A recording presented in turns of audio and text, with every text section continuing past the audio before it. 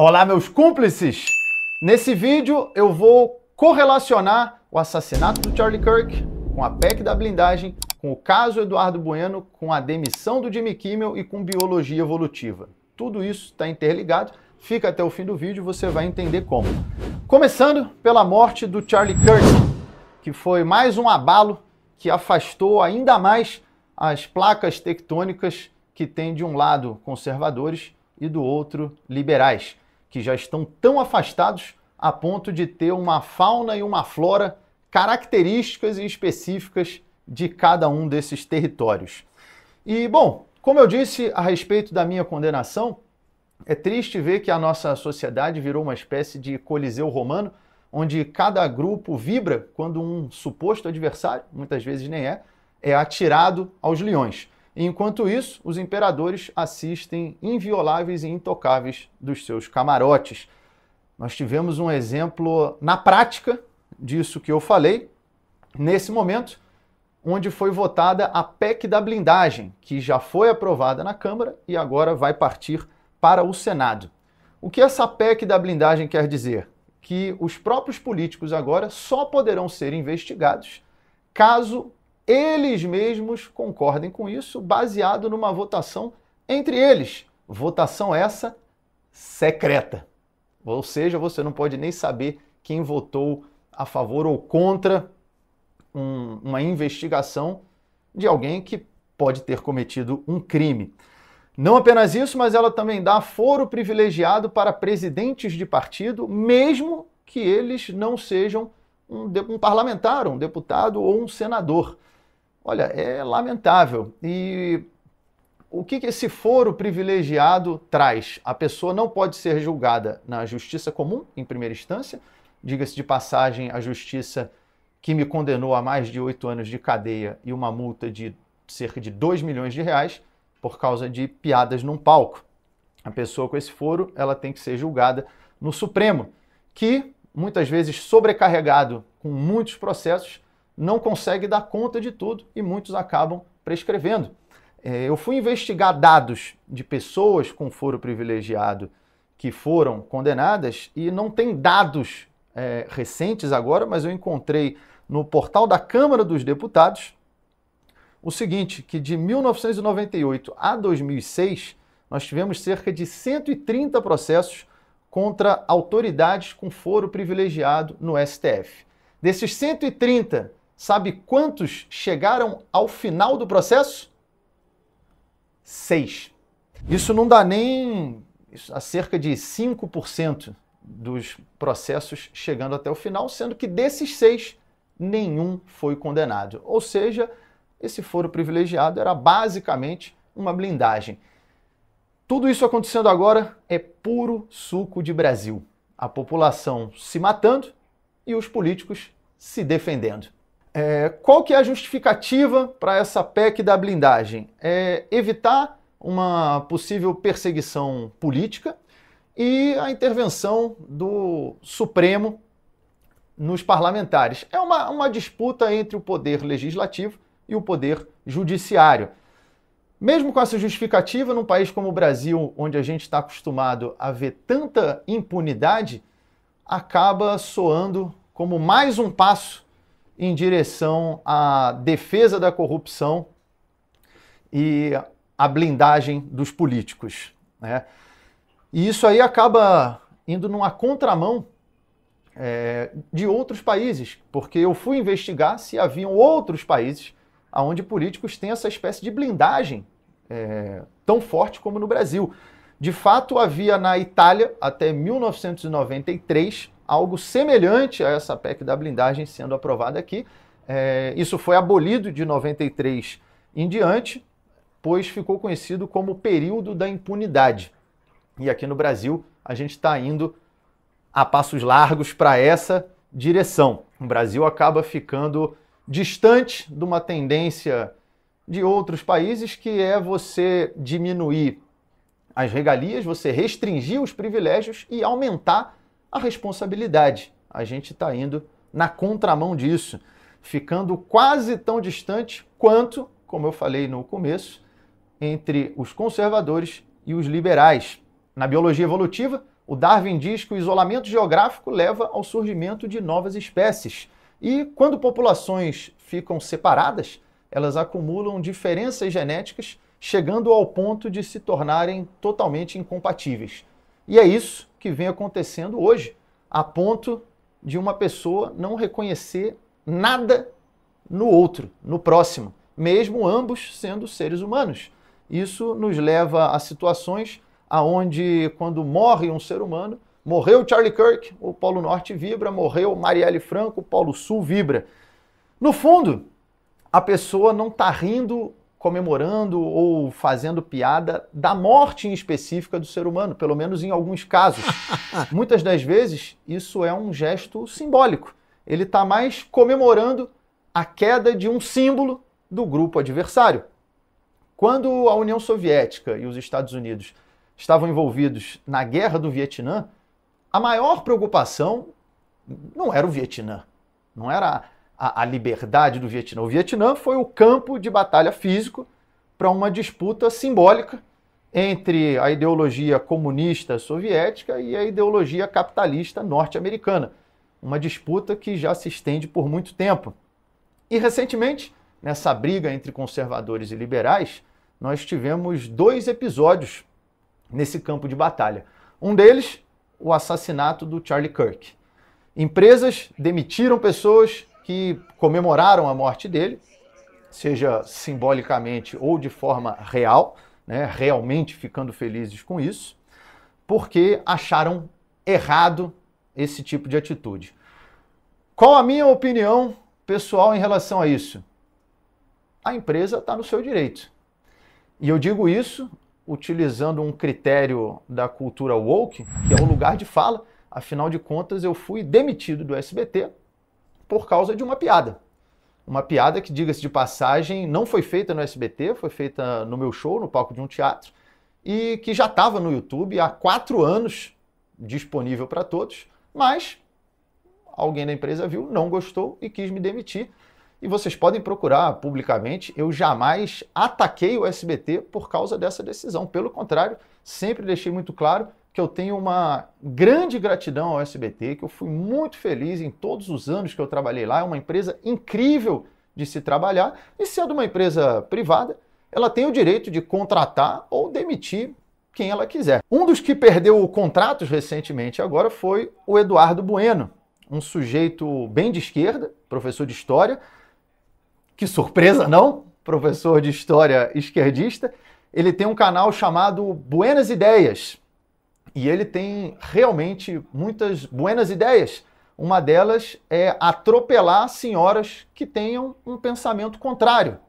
Sabe umas velhas que estavam paradas na frente do Habib's? Tu deve saber quem tu é, velha. Tu, 5 velha caquética que vão morrer, estavam lá com uma faixa, intervenção militar já. Sabe um carro que jogou em cima de vocês? Era meu! Era eu que joguei meu carro em cima de vocês, suas velhas. Pena que não atropelei porque a minha mulher não deixou. Era eu. Outra boa ideia é, se você for dar uma facada em alguém, não enfia a faca e puxa. Você enfia, torce, que é para abrir o ferimento, e aí você puxa. Porque é o seguinte, eu desejo a morte, boto o olho, torço quando eles morrem e vibro quando eles morrem. Quando morreu o Reagan eu festejei, quando morreu o Médici eu festejei, quando morreu a Margaret Thatcher eu festejei, mesmo, assumo e digo. Coração bom você tem? Coração bom. Na facada, na facada, tava torcendo ou não? Inclusive você que tá ouvindo, faltou a viradinha.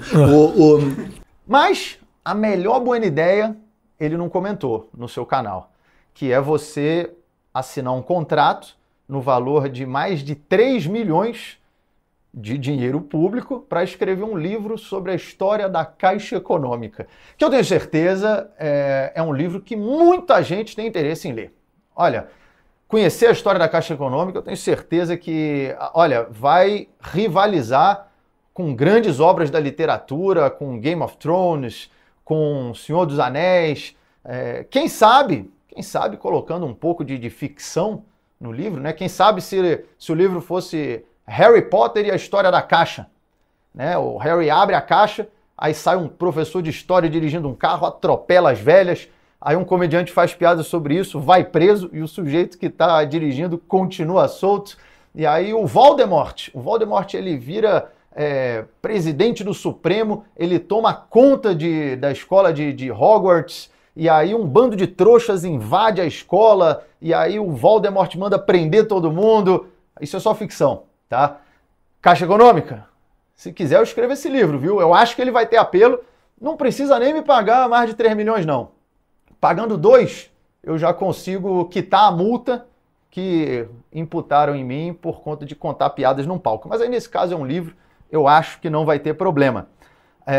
E olha só, esse contrato não é para escrever o livro. É pior, esse contrato é para atualizar o livro, porque já teve um livro sobre a história da Caixa, que eu tenho certeza que todo mundo leu, em 2002, aí fizeram outro em 2010, tenho certeza que foi um best-seller também, e aí agora é para atualizar essas obras. Mais de 3 milhões de dinheiro público.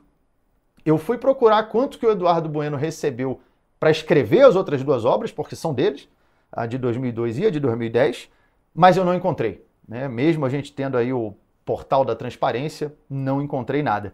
E olha, eu vou separar a pessoa do historiador, o CPF do CNPJ, tá? Porque eu acho injusto não fazer essa distinção. Muitos fazem isso comigo, né? Julgam as minhas atitudes como pessoa por causa de piadas contadas num palco. Eu te digo uma coisa, eu posso fazer piada sobre alguém atropelar uma senhora, mas eu jamais vou ter essa atitude na vida. E aí isso é um problema.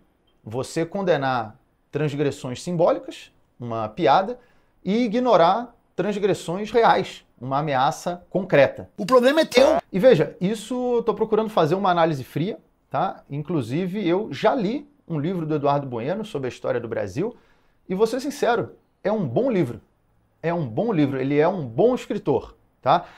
É uma pena, ou melhor, que Peninha se tornou um idiota lobotomizado por ideais progressistas. E aí, nos Estados Unidos agora, o Jimmy Kimmel foi demitido do talk show por uma piada. E teve comediante a favor disso. O Rob Schneider, que já fez muitos filmes com Adam Sandler, falou que espera agora não ver alguém chorando porque perdeu o emprego se ele não viu essa pessoa chorando por causa da morte de uma pessoa. Olha, eu acho triste ver um comediante contra outro por causa de piada. O que o Jimmy Kimmel disse? Ele falou que as pessoas ligadas ao movimento MAGA, MAGA é o Make America Great Again, né? Ele falou que as pessoas ligadas ao movimento MAGA estão tentando ao máximo distanciar o sujeito que assassinou o Charlie Kirk do seu próprio grupo. Então, assim, não foi nenhuma piada com a morte do Charlie Kirk. E esse caso tem algumas camadas, né? Primeiro, algumas empresas ameaçaram parar de colocar dinheiro no programa. E aí, quando isso acontece, muitas das vezes a pessoa acaba perdendo o emprego, né? É uma pressão que vem financeiramente, já aconteceram diversos casos assim aqui no Brasil. Eu fui procurar se o Trump estava diretamente envolvido. Óbvio que não teria uma matéria falando que o Trump assinou um decreto ou determinou que ele fosse demitido. Óbvio, nunca é tão claro dessa forma. Mas Donald Trump elogiou a demissão e disse que as TVs deveriam perder a licença caso fizessem transmissões negativas. O Brendan Carr, que é presidente do FCC, o Federal Communications Commission, que é um órgão regulador de comunicação dos Estados Unidos, ele fez comentários sugerindo que poderia haver consequências regulatórias para a rede, para a ABC e para a Disney, caso elas não agissem. E aí eu sou completamente contra isso. Isso, ao meu ver, é uma censura estatal travestida com o manto da moralidade. Não dá para concordar com esse tipo de atitude.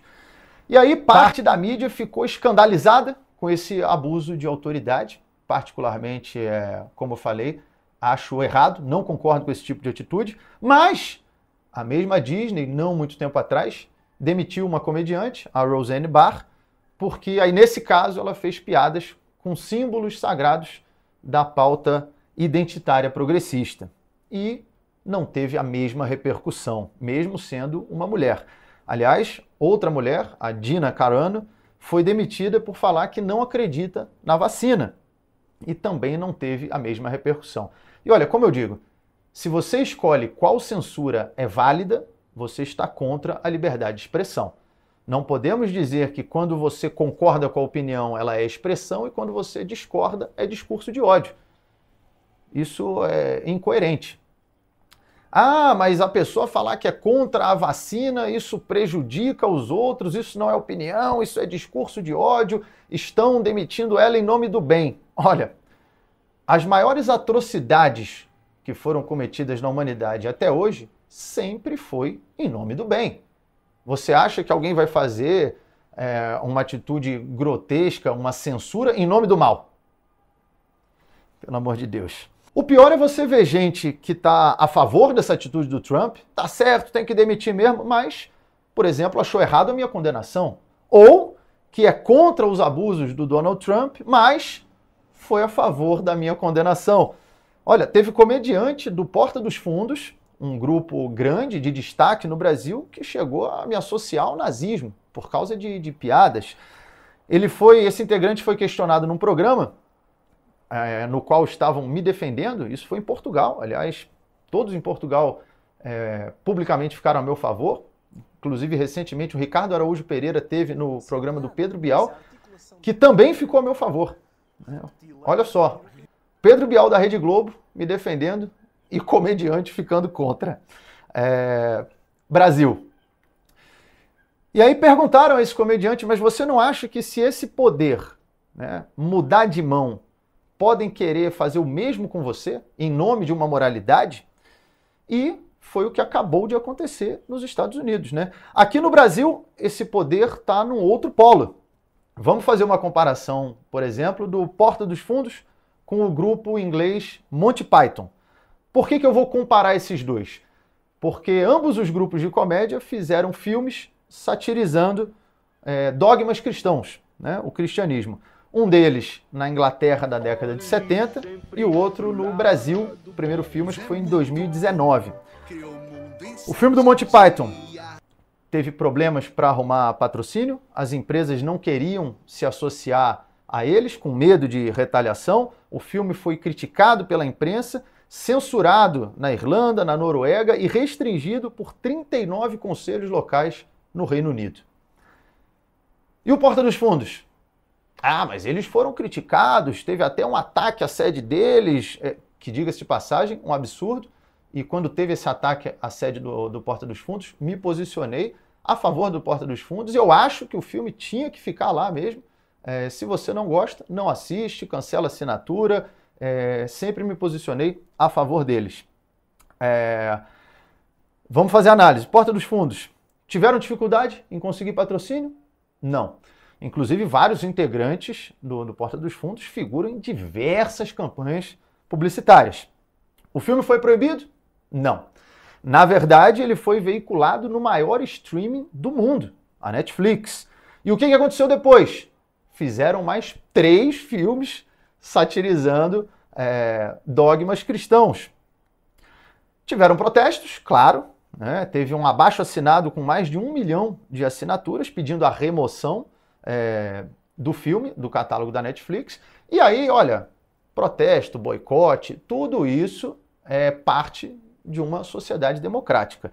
Mas o STF, em votação unânime, garantiu a permanência do filme no ar. Em um dos votos, o ministro Gilmar Mendes disse: deve ser assegurado à sociedade brasileira, na medida do possível, o livre debate sobre todas as temáticas, o chamado mercado livre de ideias.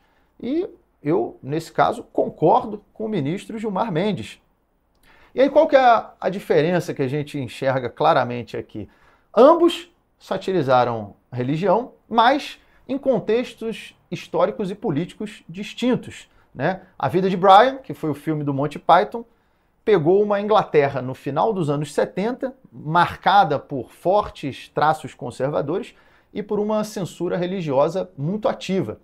Diga-se de passagem, o filme acabou sendo feito graças à verba de uma produtora do George Harrison. George Harrison, que era um dos Beatles e uma pessoa cristã, católico.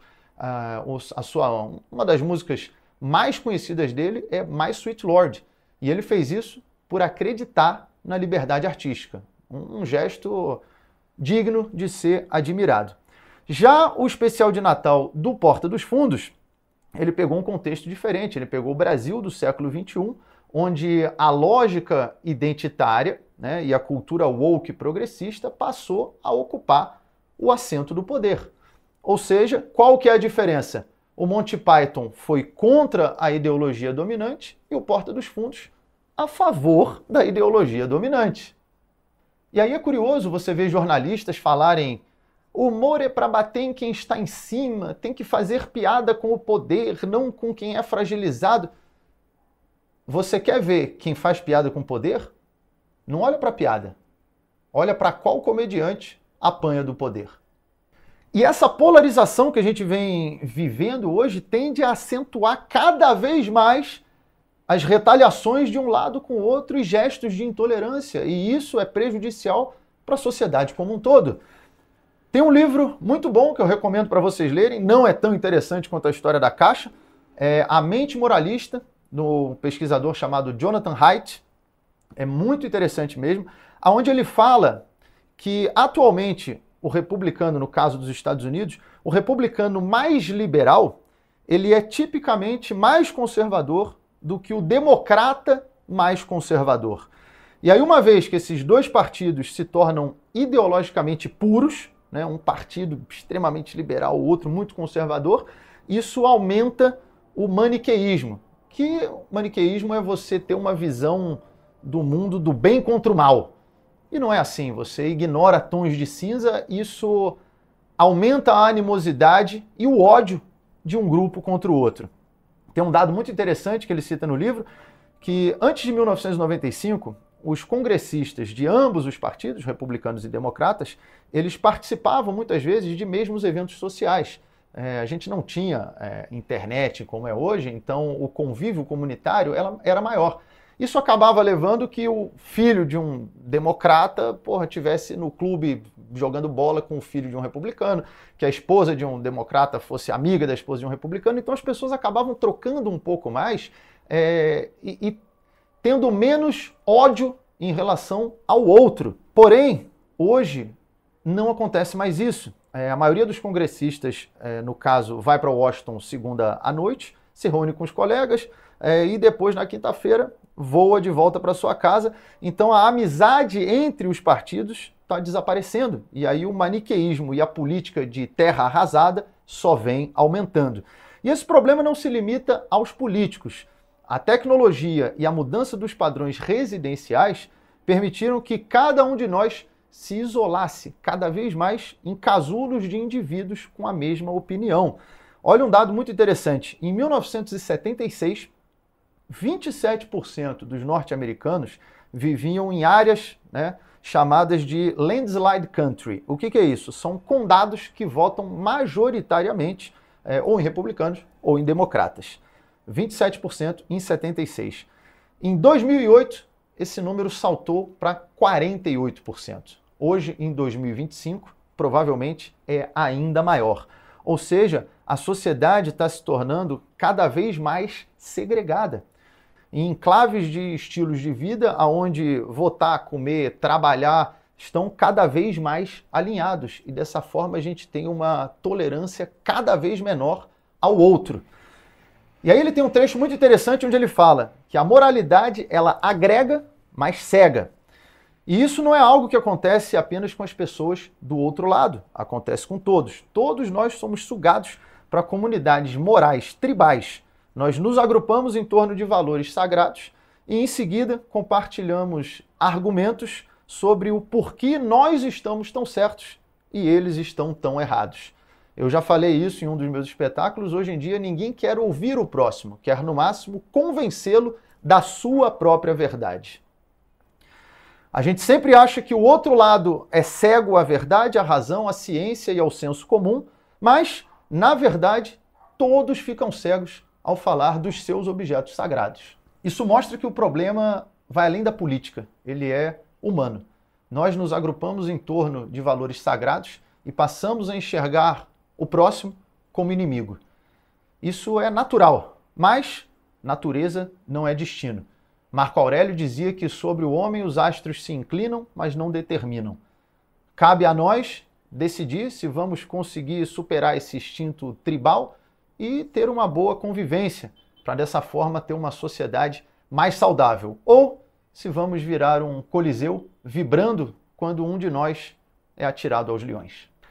Aproveitando, acompanha aí minha agenda de shows, vou deixar os próximos shows aqui anotado para vocês, vão ter 2 apresentações no Rio de Janeiro, que são as únicas apresentações.